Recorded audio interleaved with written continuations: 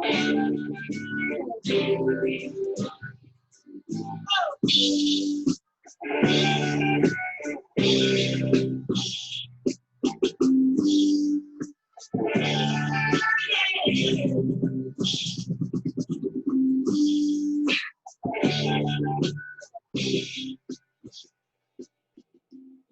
thinking this entire video series is going to be David Bowie theme, even though I started with the Jam because of my David Bowie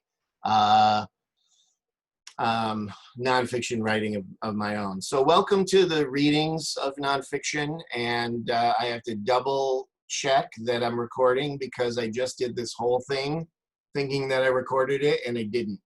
So I'm doing it again. I can probably make it better, actually. First, before I read some nonfiction, let me share with you stuff in our classroom. So you may recognize this. This is the this is modules, and here poems, stories, comics, memoirs, none such good stuff, fluffy snakes, birds with scales, and other darling monstrosities is where I'm putting all the readings. Better known as the readings module. I guess I could add that in there. It'd be a really, really long title. Let's see if I could get it, you know, so it has to go to a separate line. But there's so many things in here. I mean, yeah, it's labeled, but there's so many things in here. I'm inclined to bust them into their own modules here pretty soon, or pages or something. But for now, I don't have the time to mess with all of that. So it's growing. But down here in nonfiction, some new things. And I may extract some others that you all, I'm working my way through the nonfiction discussion board and may share some other things. But right now, this I had to hunt, and really it was 2 seconds on Google if I had done it that way for the New Yorker article that Abby shared, which I think is great. But all three of these books that I want to read to you from, I found PDFs for. So A Small Place, Annie Dillard's Pilgrim at Tinker Creek, and A Room Once Owned by Virginia Woolf, all in PDF form, in case I've inspired you to read from them, read them. So let's go back and make sure it's still recording, because oh my gosh, that drove me insane. Let me tell you about the books that I'm going to share bits with you, because I want to read to you out loud, because if we're in the live classroom, this is exactly what I would do with some of our class period. I would read out loud to you. So, you know, if you're interested and you want to hear the reading of work, I'll try to do a good job with it, and perhaps you'll enjoy these videos. And if you're not, you could skip them. They're optional. So I'm not going to, you know, make you do it. But Pilgrim at Tinker Creek indeed did win the Pulitzer Prize, and as I mentioned in the previous video, and it's really analogous to Henry David Thoreau's Walden from 1854, which is one of the greatest works of American literature of all time, and is an example of the American Transcendentalist movement, of the transcendental writers of that period, like Walt Whitman, who I already shared with you, and Ralph Waldo Emerson. Two prominent examples from that time period. So Walden, Thoreau goes in New England, and he goes out of his New England community out into the woods to try to live close to nature, chopping his own wood and doing things that a lot of, you know, normal people do in his time period that he didn't have to do, because he was, you know, fairly well off, his family. So just know that he wasn't so far from town that his mother couldn't bring him chocolate chip cookies. I just like to share that. But he was out there in nature, and the book is about this, the way nature can be transcendental. And Dillard is after the same kind of ideas. It's a book exploring nature near her home, various contemplations of nature and life. And it takes place, Tinker Creek is a place in Roanoke, near Virginia's Blue Ridge Mountains. It's a personal journal, and it's very inspiring. and I'll have some things to say about it after I read some passages. This will be the longest passage that I'll read to you out of all of these books. Then there's A Room of One's Own, which is one of the greatest feminist texts of our time. It was published in 1929 and is written by Virginia Woolf, who is one of the greatest writers to have ever lived, in my humble opinion. She lived from 1882 to 1941, at which point she killed herself. New York Times wrote of her, one of the most subtle, original, and modern of moderns, herself a born writer. She wrote many novels, short stories, and plays, notably Mrs. Dalloway, Mrs. Dalloway's Party, and To the Lighthouse, which is one of my all-time favorite novels.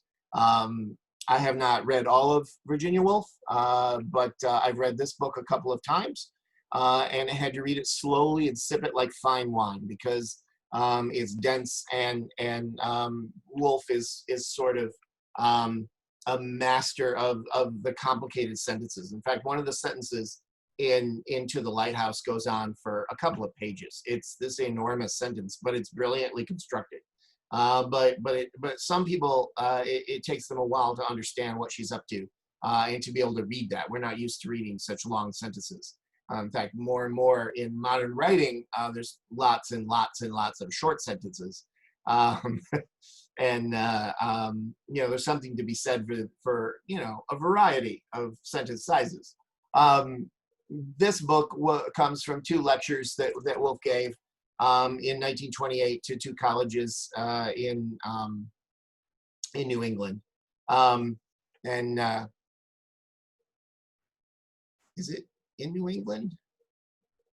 Or is it through the United Kingdom? She might have gave these over in England. I'm going to rephrase what I'm saying. No, I think they were constituent colleges in America. Anyway, wherever she gave them. I know maybe these are in England. Sorry. It's a book about how women don't have a space of their own to do their writing, both a literal space, a room, but also they don't really have figurative space in the world of literary writing. And so they need both because at this point, women were starting to write more than ever before. And then lastly, this book, A Small Place by Jamaica Kincaid, which was recommended to me by Amber Lemire, one of my colleagues here at Lower Columbia College. It's an absolutely brilliant book about the colonizing of Antigua by the United Kingdom, Britain, and about the tourist industry. And it's sort of an indictment of the Antiguan government, and gives a social and cultural critique, as well as an autobiography and history of imperialism, both as a portrait of colonial Antigua and of post-colonial Antigua. So those things. So let me read to you now, because the recording is actually rolling and I won't have to do this a third time. So I'm going to start out in Pilgrim at Tinker Creek. And since the PDFs are available, you could go look these up in the PDFs that I've supplied you with if you want. I'm going to start with reading from chapter 2, which is called Seeing. And it starts on page 16. And the first line of the chapter, I'm going to skip ahead, but the first line of the chapter is, when I was 6 or 7 years old, growing up in Pittsburgh, I used to take a precious penny of my own and hide it for someone else to find. So pennies are the topic, to start at least. And then she writes this. It is still the first week in January, and I've got great plans. I've been thinking about seeing. There are a lot of things to see. Unwrapped gifts and free surprises. The world is fairly studded and strewn with pennies, cast broadside from a generous hand. But, and this is the point, who gets excited by a mere penny? If you follow one arrow, if you crouch motionless on a bank to watch a tremulous ripple thrill on the water and are rewarded by the sight of a muskrat kit paddling from its den, will you count that sight a chip of copper only and go on your rueful way? It is dire poverty indeed when a man is so malnourished and fatigued that he won't stoop to pick up a penny. But if you cultivate a healthy poverty and simplicity so that finding a penny will literally make your day, then, since the world is in fact planted in pennies, you have, with your poverty, bought a lifetime of days. It is that simple. What you see is what you get. I used to be able to see flying insects in the air. I'd look ahead and see not the rows of hemlocks across the road, but the air in front of it. My eyes would focus along that column of air, picking out flying insects. But I lost interest, I guess, for I dropped the habit. Now I can see birds. Probably some people can look at the grass at their feet, discover all the crawling creatures. I would like to know grasses and sedges and care. Then my least journey into the world would be a field trip, a series of happy recognitions. Thoreau, in an expansive mood, exulted. What a rich book might be made about buds, including perhaps sprouts. It would be nice to think so. I cherish mental images I have of 3 perfectly happy people. One collects stones. Another, an Englishman, say, watches clouds. He watches clouds, not collects watches. A third lives on a coast and collects drops of seawater, which he examines microscopically and mounts. But I don't see what the specialist sees, and so I cut myself off, not only from the total picture, but from the various forms of happiness. Unfortunately, nature is very much a now you see it, now you don't affair. And so she goes on from that. Of course, the whole thing is about seeing, it's about the natural world, but it's also about what seeing does for your life and for the life of the artist in particular, since we know she is a writer and an artist, right? So how does that feed her art? And then this last little passage. Seeing is, of course, very much a matter of verbalization. Unless I call my attention to what passes before my eyes, I simply won't see it. It is, as Ruskin says, not merely unnoticed, but in the full, clear sense of the word, unseen. My eyes alone can't solve analogy tests using figures, the ones which show with increasing elaborations a big square, then a smaller square, in a big square, then a big triangle, and expect me to find a small triangle in a big triangle. I have to say the words describe what I'm seeing. If Tinker Mountain erupted, I'd be likely to notice. But if I want to notice the lesser cataclysms of life, the lesser cataclysms of valley life, I have to maintain in my head a running description of the present. It's not that I'm observant, it's just that I talk too much. Otherwise, especially in a strange place, I'll never know what's happening. Like a blind man at the ball game, I need a radio. When I see this way, I analyze and pry. I hurl over logs and roll away stones. I study the bank a square foot at a time, probing and tilting my head. Some days when a mist covers the mountains, when the muskrats won't show and the microscope's mirror shatters, I want to climb up the bank, the blank blue dome, as a man would storm the inside of a circus tent, wildly, dangling, and with a steel knife claw a rent in the top, peep, and if I must, fall. So when I finished reading these passages, when I was doing the video through the first time, thinking that it was recording, I had great things to say about the lyrical passages of prose that I just read you. Let's see if I can recapture that. It was pretty good. So nonfiction writing, and when we hear Dillard's version of nonfiction writing, we can really hear how it captures both techniques and tropes from fiction, that point of view, a narrative, a storyline, use of description, but also the techniques and figurative language of poetry. It's lyrical. It's full of figurative language and metaphor. It's full of analogy and simile. The descriptions are lush and intricate. She brings in other writers, but not too heavily, just lightly, to sort of flavor what she has with a literary sensibility. And this is, of course, the goal. This is, of course, the goal of creative nonfiction, is to communicate something to the reader using all the great powers of writing, to be lyrical, to be figurative, to be beautiful, to show a knowledge of literature and inspire others to read great literature, to show the beauty, to reflect the beauty of the natural world in language, not only just for the way it will sustain your own life as a human, but for the way it'll sustain your life as a writer, from the way it sustains her life as a writer, and the importance of not only experiencing the natural world, but communing with the natural world, connecting to the natural world, immersing yourself in the natural world, and understanding the natural world. And one of the things that I really love about this, and I failed to mention this the first time, so it's a good thing I'm remaking this, is that she talks about not always seeing things. A blind man who needs a radio, she needs like help, an announcement. She needs like a like a voiceover.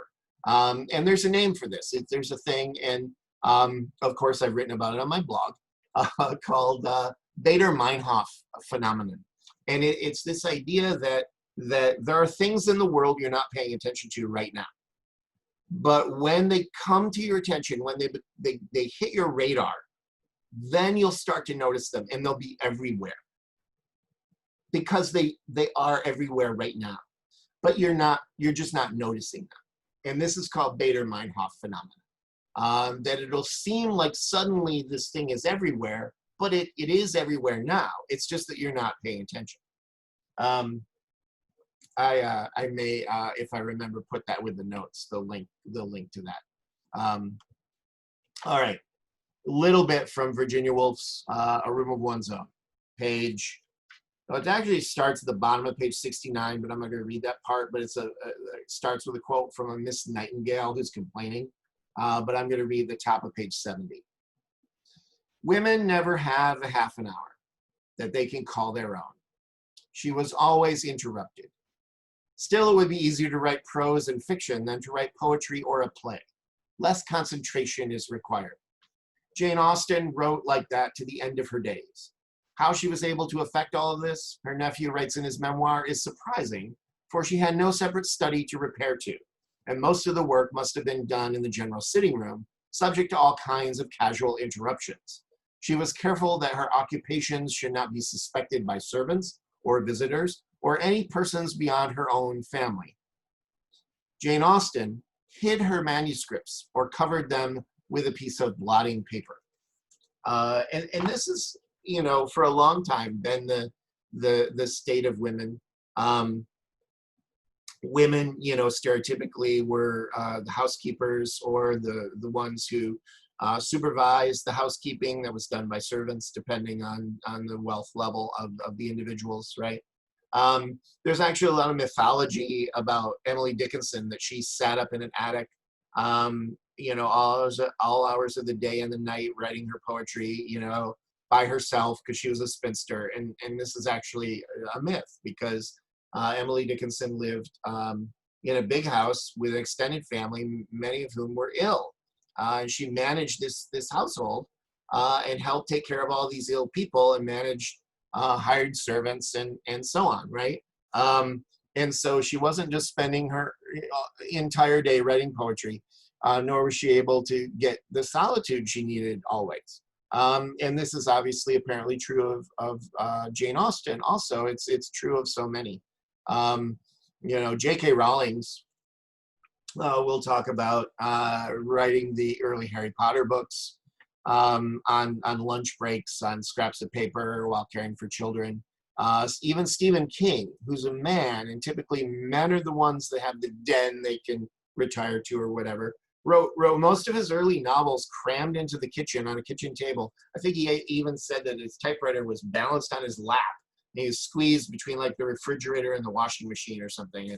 It's in On Writing. I can't remember exactly, but you know, these images of where people do their writing, I think is fascinating. But of course, you know, this idea of solitude and privacy is relatively new for women, historically speaking. And of course, there's plenty of exception examples, but not so much around 1929 and before, when Virginia Woolf is writing.